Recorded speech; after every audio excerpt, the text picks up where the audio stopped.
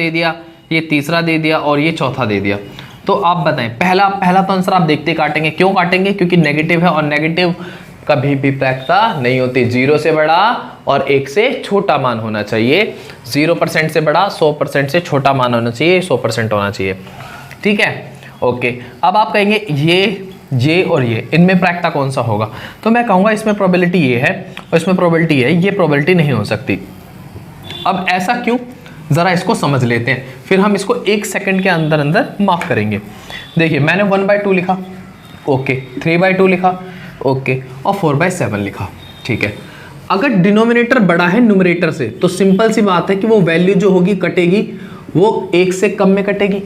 जब डिनोमिनेटर हर बड़ा होता है अंश से, हर बड़ा है अंश से, तो ऐसी कंडीशन में ये एक बार नहीं जाएगा बल्कि 1 से कम बार में भाग हो जाएगा। जैसे कि देखो, यहाँ हर बड़ा है अंश से, तो ये 7 कम 7 छोटा पड़ रहा है ना, तो इसका मतलब ये 1 से कम बार में जाएगा। 1 से कम बार में जाएगा, इसका मतलब इसका जो मान होगा 0 से बड़ा होगा और 1 से छोटा होगा। जब डिनोमिनेटर हर बड़ा होता है अंश छोटा होता है तो मान क्या आता है? 0 से बड़ा और 1 से छोटा आता है। लेकिन जब अंश बड़ा हो, न्यूमरेटर बड़ा हो, डिनोमिनेटर छोटा हो, तो ये बताओ 1 से ज़्यादा आएगा या नहीं आएगा? तो आप कहेंगे हाँ 1 से ज़्यादा आएगा। और मैंने आपको क्या सिखाया था? 1 से ज़्यादा प्रायिकता का मान नहीं होता है, 1 से ज़्यादा प्रायिकता का मान नहीं होता है। तो ये कट गया। अब आप कहेंगे तो छोटा सा है, हम इसको देख के काट के ही कर देते। तो एक बात देखें, 736 और 637 अगर ऐसे आ जाए कल को, और ये आ जाए, दूसरा ऑप्शन दे दें 999 और 1000 दे दिया। ठीक है, अब आप बताओ कौन सा प्रोबेबिलिटी है? तो आप देखते ही बता देंगे, जहां पे डिनोमिनेटर बड़ा होगा न्यूमरेटर से, ये बड़ा है इससे, तो इसका मान, इसका जो वैल्यू होगा वो 0 से बड़ा होगा और 1 से छोटा होगा। यहाँ पे डिनोमिनेटर कैसा है? छोटा है न्यूमरेटर से। अगर ये छोटा है तो इसका मतलब है इसका मान जो होगा वो 1 से, इसका जो वैल्यू होगी वो 1 से ज़्यादा होगी, 1 से ज़्यादा होगी। और 1 से ज़्यादा होगी तो ये प्रोबेबिलिटी नहीं है, 1 से ज़्यादा होगी तो ये प्रोबेबिलिटी नहीं है। तो यहाँ तक मैंने समझाया, परसेंटेज में मान नेगेटिव नहीं होता है और फ्रैक्शन वैल्यू में हम कैसे आंसर करते हैं। तो कुछ देखते हैं फ्रैक्शन वैल्यू के कुछ एग्जांपल्स देखते हैं, जिससे कि अब हमारा एकदम क्लियर हो जाए। मैं कुछ 4 क्वेश्चन लिखता हूँ और उसमें देखते हैं कि कौन सा प्रोबेबिलिटी हो सकता है। जैसे मैंने एक लिखा है, मैंने 5/7, बी लिखा है मैंने -2/3, सी लिखा है मैंने 2/3 और डी मैंने लिखा है 6/5। ठीक है, अब आप बताइए क्या ये हो सकता है? हाँ जी, डिनोमिनेटर बड़ा है न्यूमरेटर से, प्रोबेबिलिटी होगा क्योंकि इसका मान 0 से बड़ा और 1 से छोटा होगा। नेगेटिव है, काट दो, नेगेटिव तो प्रायिकता का मान होता ही नहीं है। हो सकता है आपका एमसीक्यू में दे दें तो आप डायरेक्ट ही कट कर देंगे। अच्छा, डिनोमिनेटर बड़ा है न्यूमरेटर से, तो ये भी हो सकता है। डिनोमिनेटर कैसा है? हर छोटा है, तो इसका मतलब ये नहीं होगा। क्लियर है? तो आई थिंक आपको यहाँ तक समझ आ गया होगा। तो चलती शुरू करते हैं अपना अगला कदम कि इसमें प्रोबेबिलिटी हम आगे और क्या क्या जान सकते हैं, क्या क्या इसमें और चीज़ें हैं।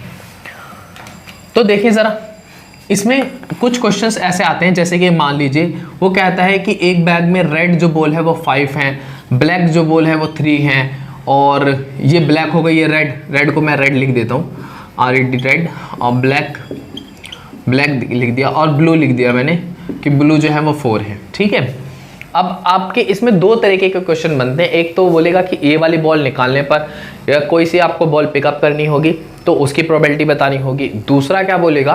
दूसरा आपको ये बोलेगा कि अगर हम वो पर्टिकुलर बॉल नहीं निकालते तो उसकी प्रोबेबिलिटी क्या होगी। दोनों को समझते हैं कैसे होता है। देखिए, इसके लिए सिंपल सी बात है, जो इसमें प्रोबेबिलिटी होती है वो क्या होती है? नंबर अपॉन में टोटल नंबर, बस खत्म। नंबर अपॉन में टोटल नंबर, यही प्रोबेबिलिटी होती है। यही क्या होती है? प्रोबेबिलिटी होती है, यही प्रोबेबिलिटी होती है। क्लियर यहाँ तक? ओके, चलिए देखें कैसे। वो कहता है कि इसको बैग में इन बॉलों को डाला गया और उसको हिलाया गया अच्छी तरीके से। ठीक है, और ऐसे में उसने क्या काम किया? ऐसे में उसने एक बॉल निकाली। अब वो बताना है कि क्या प्रायिकता होगी। ठीक है ना, what will be the probability to get a black ball, कि ब्लैक बॉल निकालने की क्या प्रायिकता होगी। तो पहले हम लिखते हैं टोटल बॉल कितनी है आपकी। तो आप कहेंगे जो टोटल बॉल्स है वो कितनी होगी? 5 3 8 और 4 12। अच्छा, कौन सी पूछी है हमसे? ब्लैक पूछी है, तो ब्लैक कितनी है? 3। तो प्रोबेबिलिटी क्या? मैंने बोला ना, जो आपसे पूछा है वो नंबर अपॉन में क्या है, टोटल नंबर। टोटल नंबर कितने हैं, 12। कट रहा है तो काट दो, 3 एकम 3, 3 चौक 12, 1/4 आपका आंसर खत्म। क्लियर। जैसे कि सपोज दैट कल को आपसे ब्लू पूछ लेता तो बताइए ब्लू का क्या हो जाता। तो टोटल नंबर आपके कितने हैं, 12, और ब्लू कितने थे, ब्लू थे आपके 4, तो 4/12 काटेंगे 4 3, कितना हो जाएगा, 1/3 हो जाएगा आंसर। ठीक है, तो देखते हैं एक अपना अगला क्वेश्चन, कि अगले क्वेश्चन से इसको और थोड़ा सा समझने की कोशिश करते हैं। सपोज दैट अगर मैं यहां पर ये कह दूं कि ये कोई कार्डबोर्ड है, इसमें लिखा हुआ है 1 2 3 4 5 6 7 8 9 10, ऐसे लिखे हुए हैं, 10 लिखे हुए हैं, और मैं कोई तीर मार रहा हूं, और इसमें मैंने तीर जो मारना है वो ऐसे इसमें खाने बने हुए हैं इस तरीके से। ठीक है,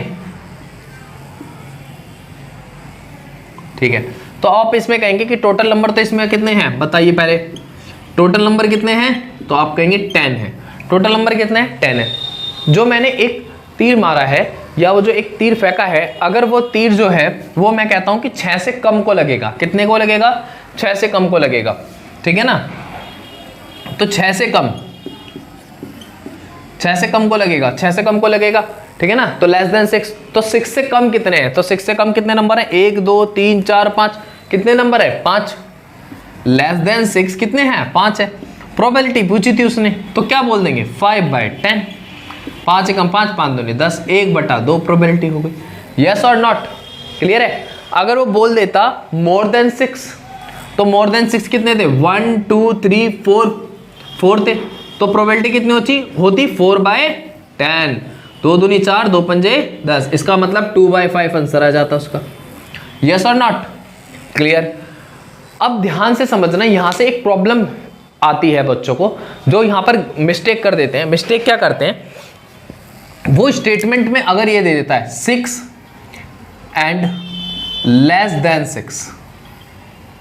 6, ठीक है, 6 एंड लेस देन 6, 6 और 6 से कम, 6 और 6 से कम।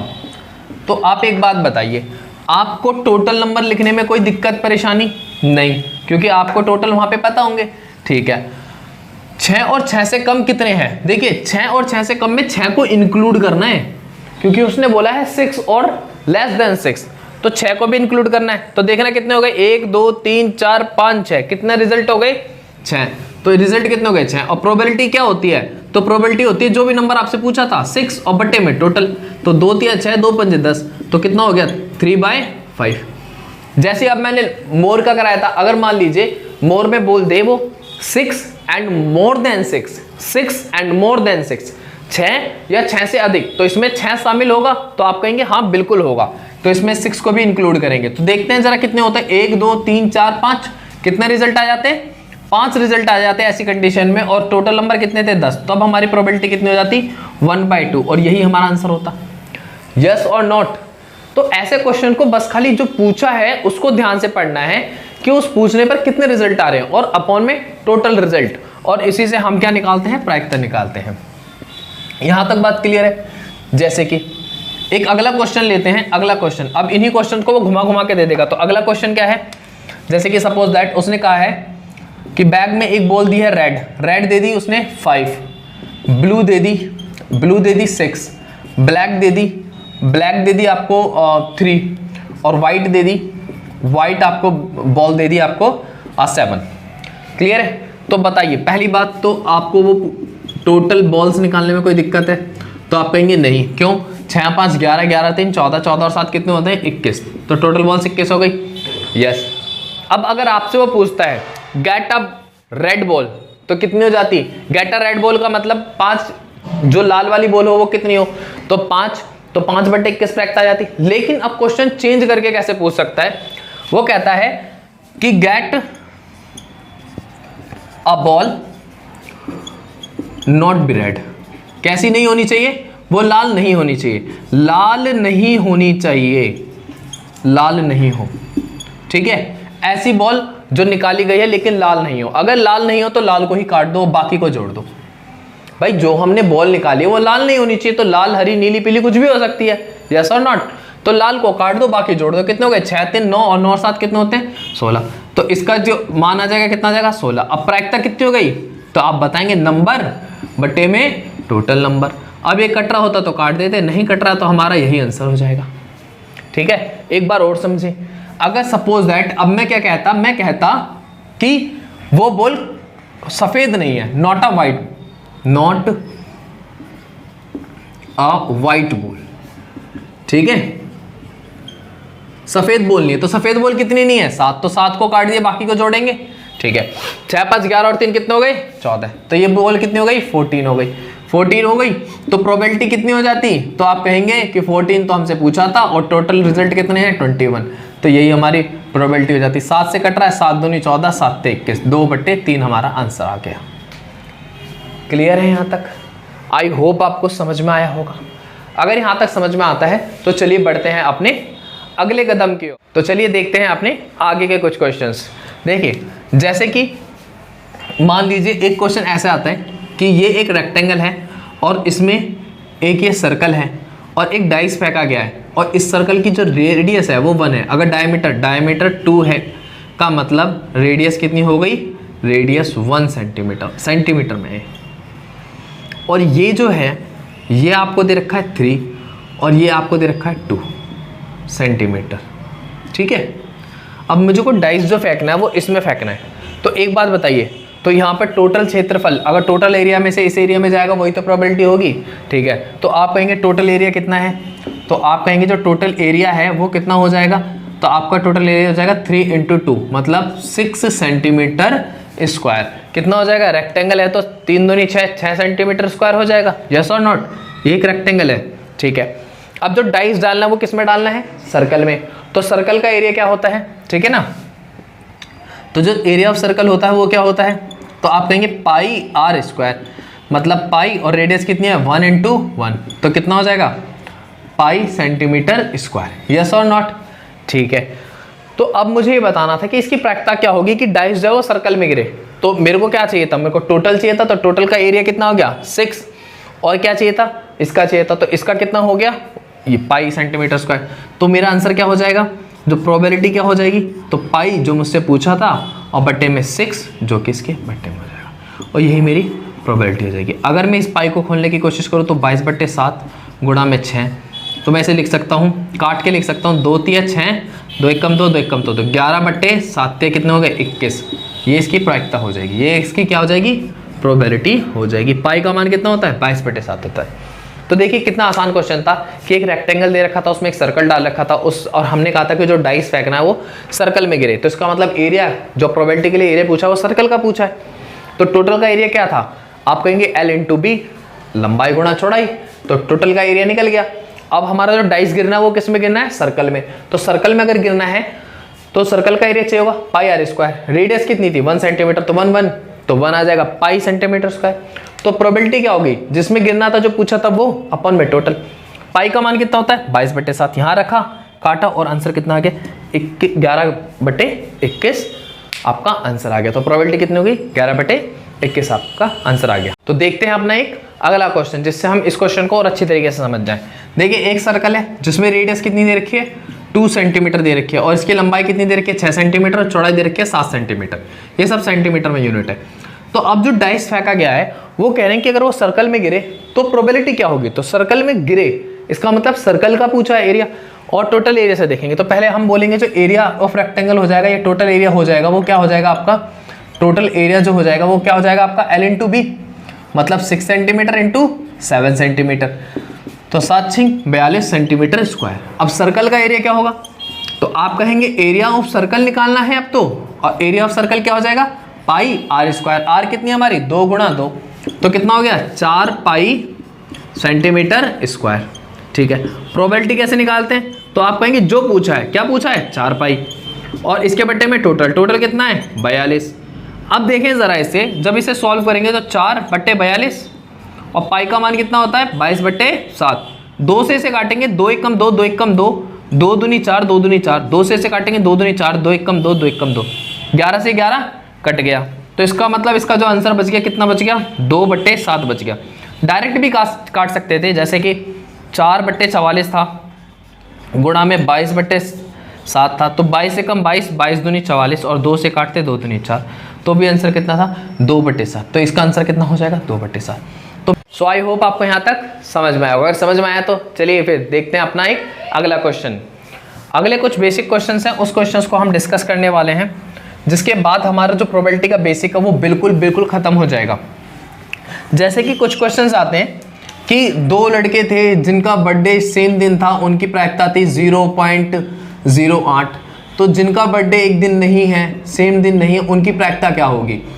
तो देखिए उनकी प्रायिकता पूछ लेते हैं। तो एक बात बताइए, मैंने आपको PE प्लस PE नोट कितना पढ़ाया है, तो आप कहेंगे ये तो 1 के बराबर होता है।